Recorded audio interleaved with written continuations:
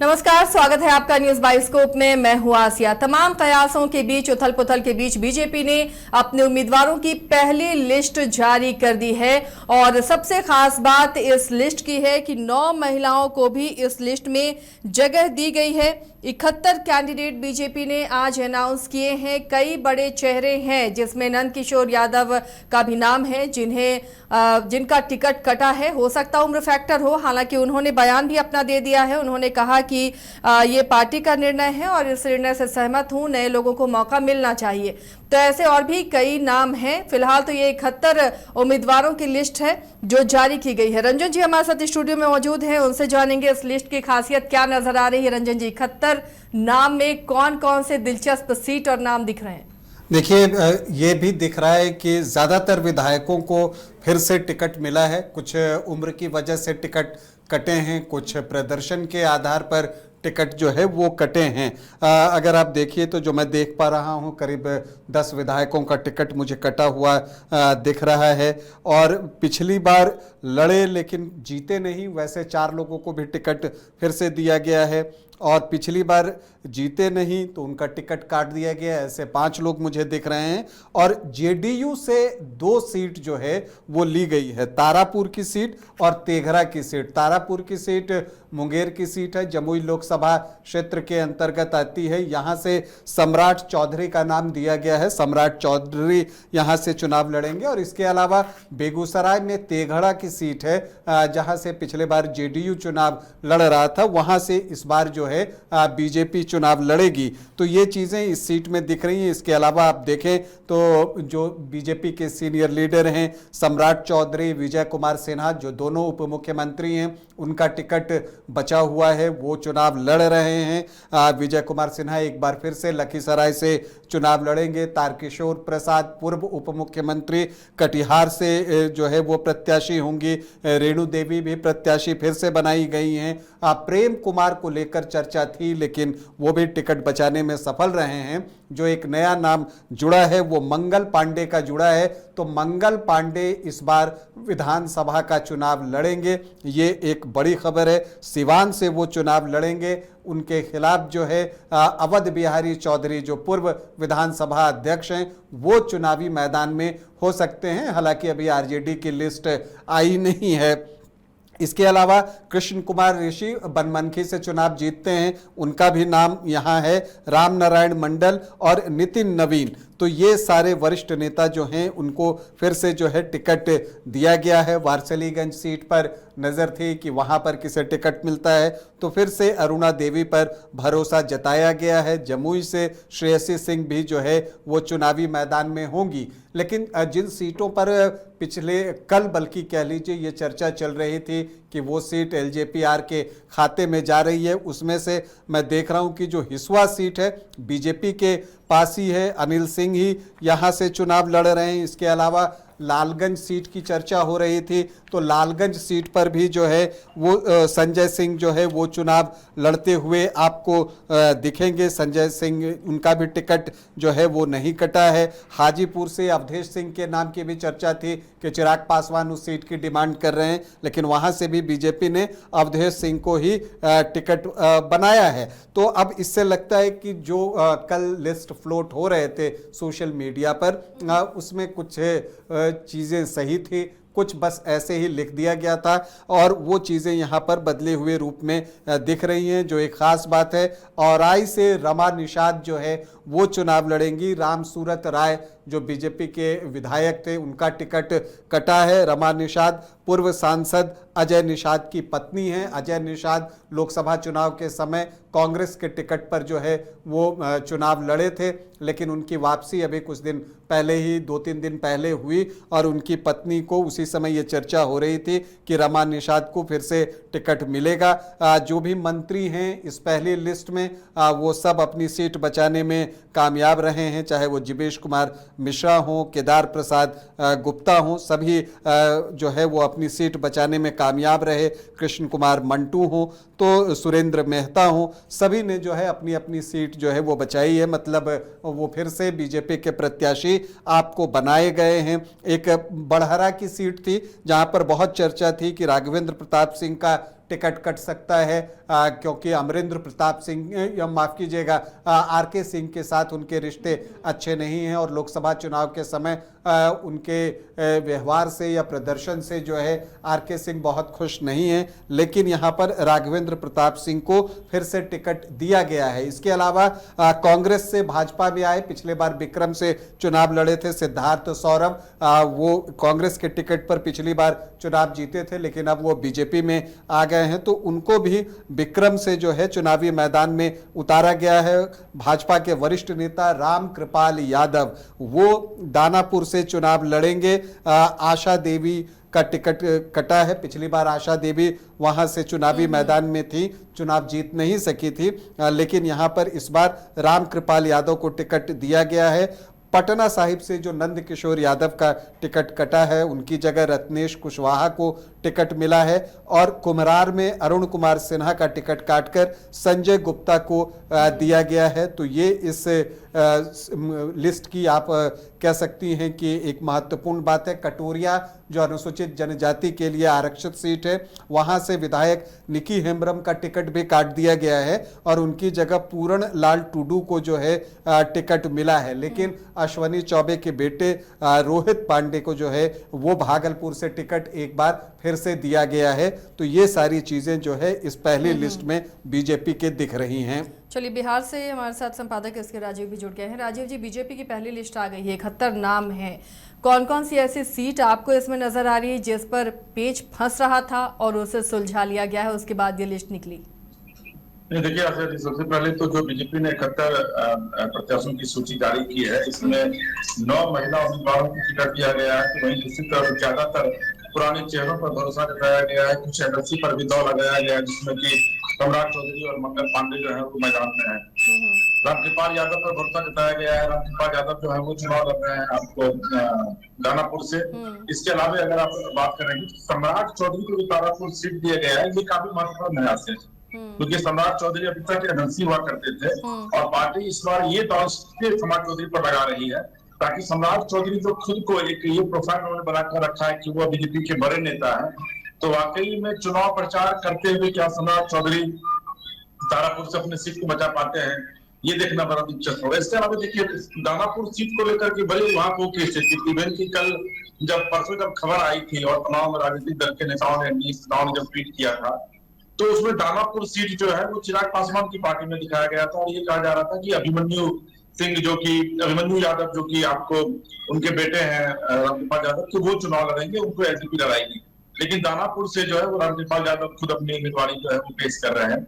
इसके अलावा अगर आप पूरे बिहार में देखेंगे तो जितने भी मंत्री थे उन तमाम मंत्रियों पर एक बार फिर से विश्वास जो है वो जताने का काम किया है। आरा में जो है वो अमरिंदर प्रताप सिंह का टिकट काट दिया गया और वहां पर संजय सिंह टाइगर जो कि बीजेपी के प्रवक्ता हुआ करते हैं अभी भी, और एक बार वो एमएलए रहे हैं, तो उन पर एक बार विश्वास जताया गया। बहुत सामान्य व्यक्ति है, अनमैरिड है, संघ से बिलोंग करते हैं, संघ की भूमिका संघ से जुड़े हुए रहे, तो उन पर एक बार बीजेपी ने फिर से विश्वास जताया है।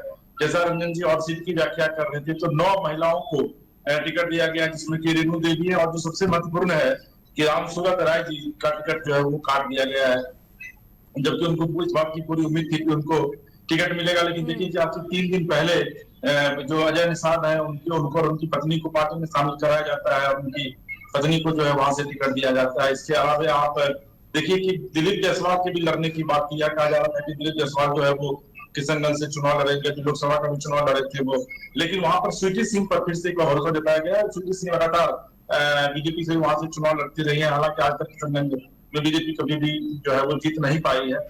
तो ये तमाम जो सीटें हैं उसमें आप देखेंगे कि बहुत ज्यादा टिकट जो कहा जा रहा था कि नहीं भाई टिकट काट दिया जाएगा, इस बार नए चेहरों को मौका दिया जाएगा, तो ऐसा बहुत कम देखने को मिला है। और सबसे जो महत्वपूर्ण है कि गया सीट पर पटेल की बात विषय में लगातार ये बातें कही जा रही थी कि गया, पटना सिटी, कुम्हरार, ये सब सीटें जो है इस बार काटी जाएंगी। तो उसमें कुम्हरार और पटना सिटी को तो वहां पर तो नए उम्मीदवार को उतारा गया है, लेकिन गया में प्रेम कुमार पर एक बार फिर से जो है भरोसा जताया गया है, क्योंकि गया का जो जातीय समीकरण और उस पूरे इलाके का, उसमें चंद्रवंशी समाज की बड़ी भूमिका है, चाहे वो जहानाबाद आप देख लीजिए, अरवल देख लीजिए, उस पूरा मगध के उस पूरे इलाके में जो है वो चंद्रवंशी समाज की भूमिका है। तो यही वजह है कि मुझे लगता है कि प्रेम कुमार का टिकट जो है वो नहीं काटा जाएगा, जब टिकट कटने की बात थी। और बाकी आप देख लीजिए संजय सरावगी। यहाँ एक और महत्वपूर्ण खबर है कि मधुबनी से जो है एक खबर आ रही थी कि मैथिली ठाकुर को जो है वो चुनावी मैदान में उतारा जाएगा, तो वो नहीं उतारा गया। वहां से मैथिली ठाकुर के जिस सीट की चर्चा की जा रही थी मधुबनी में, देखिए एग्जैक्ट मुझे अभी नाम नहीं याद आ रहा है, वहां पर बीजेपी ने दूसरे उम्मीदवार को, दूसरे प्रत्याशी को जो है वो बतौर उम्मीदवार बनाया। तो मैथिली ठाकुर का नाम भी जो है इस बार मतलब ये कहा जा रहा था कि मैथिली ठाकुर चुनाव लड़ेंगे। उन्होंने खुद ट्वीट भी किया था मैथिली ठाकुर ने, तो मैथिली ठाकुर पर बीजेपी ने इस बार भरोसा नहीं जताया है। लेकिन इन सब के बीच जो सबसे बड़ी खबर है आसिया जी, जो अभी ब्रेकिंग आप उसको कह सकती हैं, कि जो मंडल साहब, गोपाल मंडल जो बैठे हुए थे नीतीश जी के आवास के सामने, उनको पुलिस अभी उठा करके वहां से ले गई है। और नीतीश कुमार ने उनसे मिलने से न सिर्फ मना कर दिया है, बल्कि ललन सिंह, संजय झा और विजय चौधरी के साथ नीतीश कुमार की मैराथन बैठक आप कह सकते हैं कि जो 12 बजे शुरू हुई थी, वो 3 बजे वो बैठक खत्म हुई है। और ये तीनों नेता जो है वो पिछले दरवाजे से बाहर निकले, क्योंकि वहां पर भारी भीड़ जो है वो सीएम हाउस के पास अभी भी जमा है। मैं वहां गया भी था। तो गोपाल मंडल को पुलिस अभी वहां से उठा करके ले गई है, और अजय मंडल ने गोपाल मंडल की वजह से ही इस्तीफा दिया था, जो भागलपुर के सांसद है, भागलपुर से अश्विनी चौबे की बेटी को बीजेपी ने उम्मीदवार भी बनाया है। तो अजय मंडल का यह कहना था कि गोपाल मंडल जो है वो पार्टी की छवि को लगातार 5 साल में धूमिल करते रहे। और आपको याद भी होगा कि जब लोकसभा चुनाव का वक्त आया था, तो उस समय अजय मंडल को गोपाल मंडल में ठंड दी गई थी। तो अजय मंडल ने इसी वजह से अपना इस्तीफा जो है वो सीएम को भेजा था। मुझे लगता है कि अजय मंडल अपना इस्तीफा वापस ले लेंगे, हालांकि उस पर सीएम ने अभी तक कोई विचार विमर्श नहीं किया। तो गोपाल मंडल की वजह से तो ये तय है कि गोपाल मंडल का टिकट जो है वो कट गया है। थोड़ी सी और हम लोग चर्चा कर लेते हैं।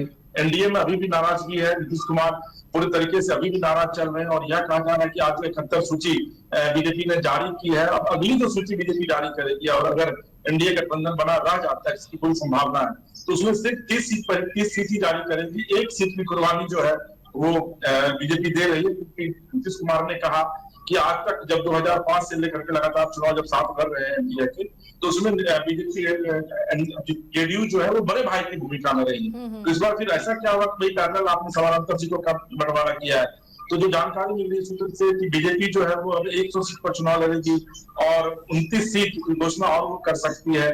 और हो सकता है कि देर शाम तक आपको कुछ ऐसी खबरें मिले कि चिराग पासवान की पार्टी से कुछ सीटें जो है वो कम की जाए, क्योंकि अभी जीतन राम मांझी की पार्टी में मेरी बातचीत हो रही थी उनके एक सीनियर लीडर से। तो कल जीतन राम मांझी के जो कैंडिडेट थे उनको भी नॉमिनेशन करना था, लेकिन उन्होंने अभी ड्रॉप कर दिया है। अब 17 तारीख को, 15 तारीख के साथ में अमित शाह जो है वो पटना के दौरे पर आ रहे हैं, और 17 तारीख तक यहाँ वो रुकेंगे। तो फिर उसके बाद ही अब जीतन राम मांझी की पार्टी के भी जो नेता है वो विधिवत जाकर के नॉमिनेशन करेंगे। हालांकि जेडीयू की तरफ से आज कई जगह पे नॉमिनेशन किया गया है। मोकामा से आनंद सिंह नॉमिनेशन किए हैं, भाई विजेंद्र यादव जो है वो क्या रहा है, सुपौल से नॉमिनेशन किए हैं। नॉमिनेशन भी हो रहा है, अब प्रत्याशियों की लिस्ट भी जारी हो रही है, लेकिन अंदर खाने ये भी कहा जा रहा है कि अभी तक तालमेल नहीं हो पाया। नहीं, देखिए आसिया जी, वाकई में अगर आप देखें तो चिराग पासवान ने अभी तक, उपेंद्र कुशवाहा ने अपने सीट, जैसे सीट का बंटवारा हुआ, उपेंद्र कुशवाहा ने ट्वीट करके अपने 6 सीटों की जानकारी दे दी। जीतन राम मांझी ने ट्वीट करके जानकारी दी थी, और उसके बाद फिर एक ट्विटर वार आप कह सकते हैं कि विधिवत शुरू हुआ। तमाम नेता जो है ट्वीट करना शुरू किया। अब देखिए कि चिराग पासवान ने अभी तक सीटों की जानकारी अपडेट नहीं किया था, चिराग पासवान अभी उन्होंने नहीं किया है। लेकिन उन्होंने, जब चिराग पासवान को यह पता लगा, चिराग पासवान चंडीगढ़ के दौरे पर है, लेकिन चंडीगढ़ से ही उन्होंने ट्वीट किया और यह कहा कि भाई सब कुछ ठीक ठाक है, और हम लोग आपसी सौहार्द पूर्ण वातावरण में सीटों का बंटवारा हुआ है। और फिर से नीतीश जी की प्रति आस्था जताते हुए चिराग पासवान ने कहा कि बिहार में हमारी सरकार बनेगी। लेकिन जो जानकारी मिल रही है उसके मुताबिक जीतन राम मांझी की 1 सीटें बढ़ाई जा सकती है, 1 सीट जो है वो उपेंद्र कुशवाहा की बढ़ाई जा सकती है। तो 1 सीट बीजेपी छोड़ने के लिए तैयार है। ऐसी स्थिति में जेडीयू की भी बातें रह जाएंगी, यानी कि नीतीश कुमार की भी बातें रह जाएंगी कि 101 सीट पर जेडीयू चुनाव लड़ेगी, 100 सीट पर जो है वो बीजेपी चुनाव लड़ेगी, और एक सीट बीजेपी अपने खाते से जीतन राम मांझी को देगी। तो 1 सीट जो है वो चिराग पासवान, उपेंद्र कुशवाहा के लिए छोड़ेंगे। अभी तक ये खबरें आ रही हैं, लेकिन इन खबरों के बीच एक बड़ी खबर यह भी आ रही है कि सोनबरसा, जो कि सहरसा में पड़ता है, वो सुरक्षित क्षेत्र है, सुरक्षित सीट है वो, वहां पर चिराग पासवान अपनी मां रीना पासवान को चुनाव लड़ाना चाहते थे। उन्होंने विधिवत ट्वीट भी किया था, फेसबुक पर भी आया था। लेकिन कल नीतीश कुमार ने विधिवत रत्नेश सादा, जो वहां से अभी जेडीयू के विधायक हैं और मंत्री भी है बिहार सरकार में, उनको कल देर शाम सीएम हाउस में बुला करके देर रात जो है वो ललन सराफ, जो नीतीश के काफी करीबी है, उन्होंने विधिवत सिंबल अलॉट कर दिया है। तो निश्चित तौर पर आप यह कह सकते हैं कि एनडीए में सब कुछ ठीक ठाक नहीं चल रहा है, लेकिन चूंकि समय अब कम है, मात्र 72 घंटे का समय है सभी पार्टियों के पास, और ऐसी स्थिति में अगर सीटों की घोषणा बीजेपी नहीं करती तो निश्चित तौर पर मामला फंस सकता था। जी आसिया जी। और चलिए रंजन जी, देखिए अभी भी तो खैर ये सीटों को लेकर तालमेल अभी आज शाम तक या कल तक क्लियर हो जाएगा, अगर जहां भी पेंच फंस रहा है। लेकिन सम्राट चौधरी के लिए तारापुर से चुनाव लड़ना ये कितना महत्वपूर्ण है, कैसा मुकाबला यहाँ पर दिखेगा, और इन सीटों में दिलचस्प मुकाबला किस सीट को देख रहे हैं आप जहाँ पर अब नजर आएगा जब बीजेपी कैंडिडेट सामने आ गए हैं? या देखिए, अगर आप सीट की बात कर रहे हैं तो एक तो सम्राट चौधरी विधानसभा का चुनाव लड़ेंगे एक लंबे समय के बाद, और वो तारापुर से चुनाव लड़ रहे हैं।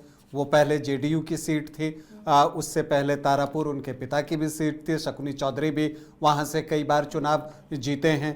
तो ये जो है उनके सीट रही है, इसलिए उनके चुनाव लड़ने पर एक ध्यान होगा।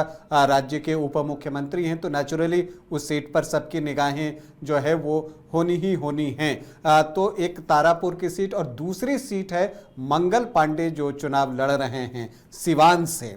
अब वो सीट जो है सबकी निगाह में होगा। मंगल पांडे वरिष्ठ नेता हैं बीजेपी के, कई बार के मंत्री हैं, तो वो जब चुनावी मैदान में उतरेंगे, और उनका सामना भी आप मान कर चलिए कि आरजेडी कद्दावर नेता ही देगा। अभी अवध बिहारी चौधरी वहां से विधायक हैं, तो अगर इन दोनों के बीच मुकाबला होता है तो उस मुकाबले पर भी सबकी निगाहें रहनी हैं कि मंगल पांडे किस तरह से यहाँ पर चुनाव में सामना करते हैं अवध बिहारी चौधरी का, और फिर अवध बिहारी चौधरी के लिए जो है ये सीट कितनी आसान या मुश्किल होती है, क्योंकि पिछली बार भी मार्जिन बहुत ज़्यादा नहीं रहा था।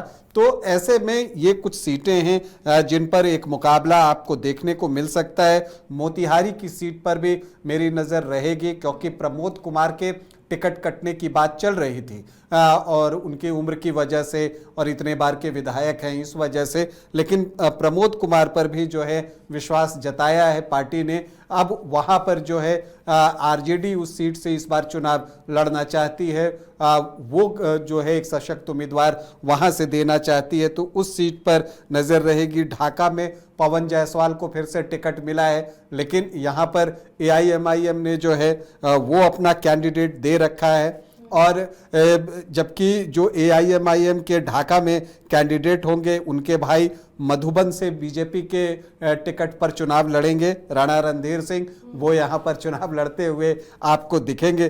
तो कुछ दिलचस्प चीज़ें जो है वो इस चुनाव बहुत दिलचस्प है। देखिए कितना पवन सिंह को लेकर चर्चा चली, उन्होंने चुनाव लड़ने से इनकार किया, उन्हें शामिल कराया गया, तो अब लगता है कि आरा की राहें अब संजय टाइगर के लिए आसान होंगी। देखिए, आरा की सीट पर ये चीजें चल रही थी कि जब पवन सिंह की एंट्री हुई तो जो 2 सीट की चर्चा थी, आरा और बड़हरा सीट की बात थी, चूंकि जैसा मैंने आपको बताया कि राघवेंद्र प्रताप सिंह जो है लोकसभा चुनाव में उन्होंने जिस तरह से किया था वो आरके सिंह को अच्छा नहीं लगा था, लेकिन पार्टी को ऐसा कुछ नहीं लगा, तभी पार्टी ने जो है उनको यहाँ पर टिकट दिया है। और संजय सिंह टाइगर भी पुराने नेता हैं, ये संदेश से चुनाव लड़ चुके हैं और वहां से विधायक भी रहे हैं। तो जो बगल में सीट है संदेश, तो वो जब उनसे पूछा गया था कि संदेश या आरा, तो उन्होंने जो है आरा का एक ऑप्शन दिया था। जब हम सीट स्कैनर करते थे उस वक्त भी हमने ये चर्चा की थी कि संजय सिंह टाइगर आरा से ही चुनाव लड़ना चाहते हैं। दरअसल आरा से कई दावेदार थे, तो उनमें से एक संजय सिंह टाइगर भी थे, लेकिन चूंकि ये पहले विधायक रह चुके हैं, इनका अनुभव है, पार्टी के साथ हमेशा रहे हैं, तो इसका एक इनाम जो है इनको मिला है। अमरेंद्र प्रताप सिंह का जो टिकट कटा है वो उनकी उम्र की वजह से ही कट सकता है, नहीं तो वो भी लगातार यहाँ से चुनाव जीतते रहे हैं। अरवल की सीट पर मैं मनोज शर्मा को देख रहा हूँ।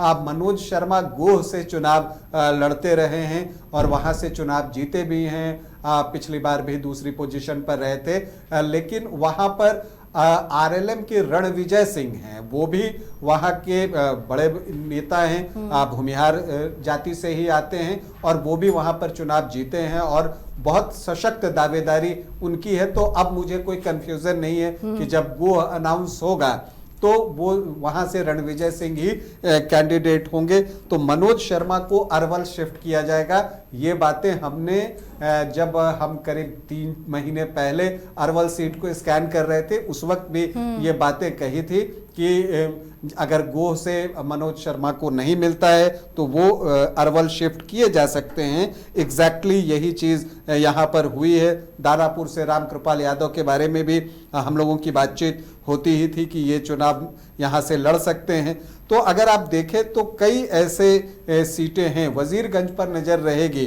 वीरेंद्र सिंह यहाँ से बीजेपी के विधायक हैं, फिर से उनको टिकट मिला है। इस बार उनके खिलाफ जो है भूमिहार कैंडिडेट देने की बात हो रही है। क्या वैसा होता है ये देखना दिलचस्प होगा। और अगर राजपूत बनाम भूमिहार का मुकाबला होता है तो वो एक दिलचस्प मुकाबला वजीरगंज में भी देखने को मिलेगा।